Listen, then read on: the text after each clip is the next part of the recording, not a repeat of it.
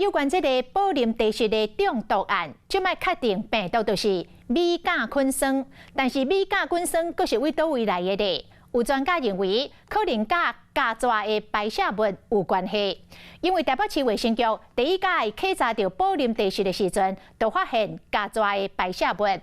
台大医学院的教授李建章讲，这个加抓的排泄物可能有含唐菖蒲伯克氏菌。加上环境甲条件，怎形成一个对米甲菌酸的生成真有利的大环境。另外，正总铺甲台版的总铺交接了无清楚，新旧的粿仔条放做伙，是毋是因此去用到过期品？这嘛是可能的原因。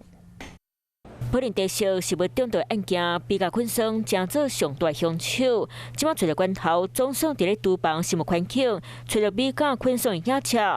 根据检警专案小组调查，宝林地质除了厨房无 SOP 标准的作业流程，放长甲生酒的倒剂师嘛交接无清楚。台版的倒剂师看到啥就做啥，这害人客食甲出问题。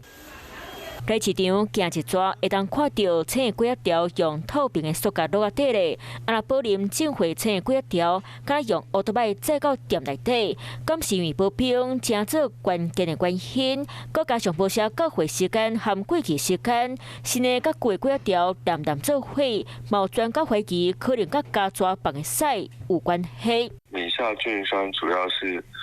唐菖蒲伯克氏菌所造成的嘛，伯克氏菌在蟑螂普遍是它肠内的一个共生菌。那蟑螂那个排泄物里面也有发现过有伯克氏菌。一礼拜前现场调查时，就检出加抓屎。李建章讲，事实上加抓屎都有唐菖蒲伯克氏菌。米甲菌酸产生的环境需要有淀粉类含椰子才会生脱伫咧顶，温度买伫22到33度的中性环境，食物本身买有化学过，2天到3天就会开始生脱。中国大陆到2018年以后，也就跟我们一样是螺仔条，所以往上游到底是什么东西去污染到它的螺仔条，在中国大陆也找不到，所以我才讲说，那往上游现在还找不到，就是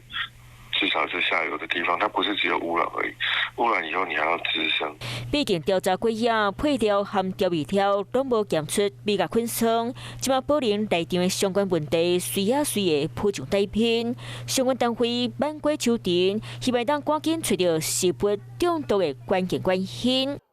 Hello， 我是雷亚，想要抢先掌握最及时的新闻资讯吗？赶快订阅、按赞、开启小铃铛，锁定华视新闻 YouTube 频道。